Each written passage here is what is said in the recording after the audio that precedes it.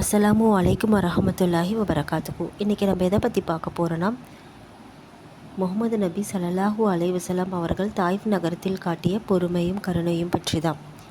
நபிகள் நாயகம் ஸல்லல்லாஹு அலைஹி வஸல்லம் அவர்கள் தனது வாழ்வில் மிகுந்த சோதனைகளையும் இன்னல்களையும் அதிகமாக சந்தித்தார். ஆனால் அவருடைய பொறுமையும் கருணையும் அதற்கு மேலே இருந்துச்சு. இது தாயிஃப் நகரில் நடந்த ஒரு உண்மையான நிகழ்வு கூட சொல்லலாம். மக்கா நகரத்தில் முகமது நபி ஸல்லல்லாஹு அலைஹி வஸல்லம் அவர்கள் இஸ்லாமிய பணியை மேற்கொள்ளும் போது அங்குள்ள மக்கள் அதிகமாக எதிர்ப்பு தெரிவித்தாங்க. இதன் காரணமாக நபிகள் நாயகம் ஸல்லல்லாஹு அலைஹி வஸல்லம் அவர்கள் தாயிஃப் நகருக்கு சென்று அங்குள்ள மக்களுக்கு அல்லாஹ்வோட வார்த்தையை ஏற்க செய்வதற்காக முயற்சி செஞ்சார்.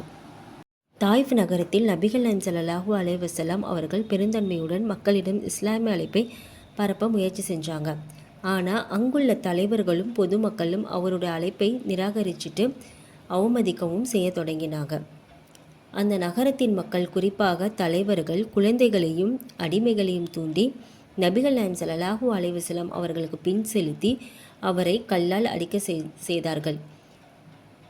இதனால் நபிகள் நாயகம் ஸல்லல்லாஹு அலைஹி வஸல்லம் அவர்கள் இரத்த காயமடைந்தார்கள். இது போன்ற கொடூரமான நிலையிலும் கூட நபிகள் நாயகம் ஸல்லல்லாஹு அலைஹி வஸல்லம் தங்கள் மீது அநியாயம் செய்த மக்களை சபிக்கவில்லை. மாறாக அவர்களுக்கு உண்மையை உணர செய்வதற்காக அல்லாஹ் கிட்ட அவங்க பொறுமையுடன் துவா செஞ்சாங்க. சுபஹானல்லாஹ். என்ன துவான்னு பார்த்தீங்கன்னா, அல்லாஹுவே என் மக்களுக்கு வழிகாட்டு, ஏனெனில் அவர்கள் என்ன செய்கிறார்கள் என்பதை அவங்க அறியலை அப்படின்னு சொல்லிட்டு அவங்களுக்காக இந்த துவாவை செய்கிறாங்க. அந்த நேரத்தில் ஜிப்ரீல் அலைஹிஸ்ஸலாம் அவர்கள் நபிகள் நாயகம் ஸல்லல்லாஹு அலைஹி வஸல்லம் அவர்களிடம் தாயிஃப் நகரத்தின் மக்களை அழிக்க உத்தரவிடலால அப்படின்னு சொல்லிட்டு முகமது நபி ஸல்லல்லாஹு அலைஹி வஸல்லம் அவர்கிட்ட கேட்குறாங்க. அதற்கு முகமது நபி என்ன சொல்கிறாங்கன்னா, இவர்கள் அல்லாஹுவின் வார்த்தையை இன்னும் அறியவில்லை. அவர்களின் சந்ததிகள் நல்ல வழியில் வந்தால் என்னுடைய பணி நிறைவேறும் என்று கூறி அவர்களுக்காக கருணையுடன் அல்லாஹ் கிட்ட துவா செய்கிறாங்க. சுபஹான் அல்லாஹ்.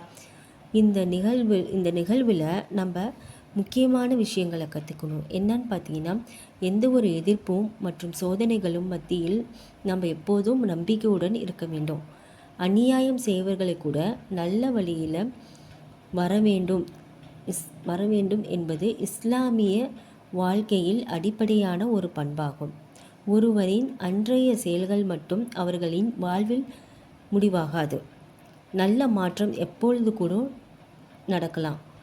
தாயிஃப் நகரில் நடந்த இந்த சம்பவம் நபிகள் நாயகம் ஸல்லல்லாஹு அலைஹி வஸல்லம் அவர்களின் வாழ்க்கையில் மிக முக்கியமான ஒரு நிகழ்வாகும். இது இன்று வரை ஒவ்வொரு முஸ்லீம்களும் பொறுமை, கருணை மற்றும் நல்ல நம்பிக்கையின் அடையாளமாக விளங்குகிறது. இன்ஷா அல்லாஹ் நாமளும் இதே மாதிரி பொறுமையும் கருணையும் நல்ல வழியும் அல்லாஹ் நம்மளுக்கு தருவானாக. மேலும் மேலும் நம்மளோட இஸ்லாமிக் அறிவை அதிகப்படுத்துவானாக. இன்ஷா அல்லாஹ். அஸ்ஸலாமு அலைக்கும்.